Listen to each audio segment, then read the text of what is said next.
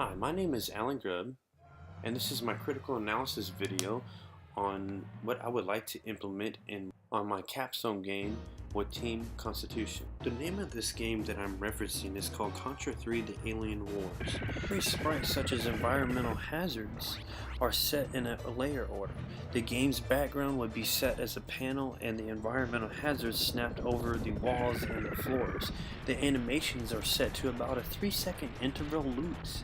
When the player is walking on the ground, the player is colliding with the floor's 2D box collide. The player is 1 unit and can jump 4 units higher. The ground sprite layer order is set to a higher layer than the player is set to so that the ground is visible to the player and the player does not fall through it.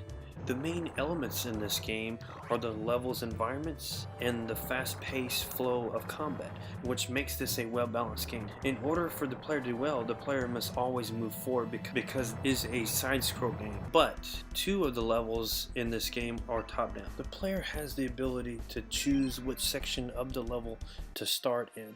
This gives me a good idea to implement for our Capstone game, such as what area of environmental hazards to choose to start in or to avoid at first. These environmental hazard sand traps causes the player to move into certain directions, such as to the left, to the right, to back, forward, or even a spin rotation.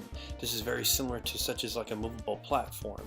This game also has an enemy AI bunker that is a type of environmental hazard. The player must remove these enemy strongholds sectors before progressing to the enemy AI super boss. With this section, the enemy AI super boss is controlling the whole level, forcing the player to maneuver around the center of itself. If the player does not dash before hitting the next sand rotation track, the player will get stuck into a spin. The player then must move back and forth to get free.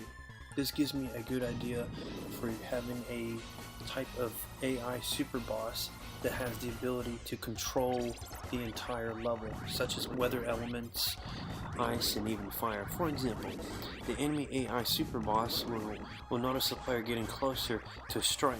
Then the enemy AI super boss will change the weather element, making the floor to become icy, which causes the player to become extra cautious not to accidentally slip into the environmental hazard trap. The player must be extremely careful at all times. The player must calculate which section of the level to start in and which attack pattern the enemy AI super boss is using the weather elements to change the environmental hazards. The player can use a special collectible to overcome the super enemy AI boss's weather element control. This is Alan Grubb, and I hope you liked my video.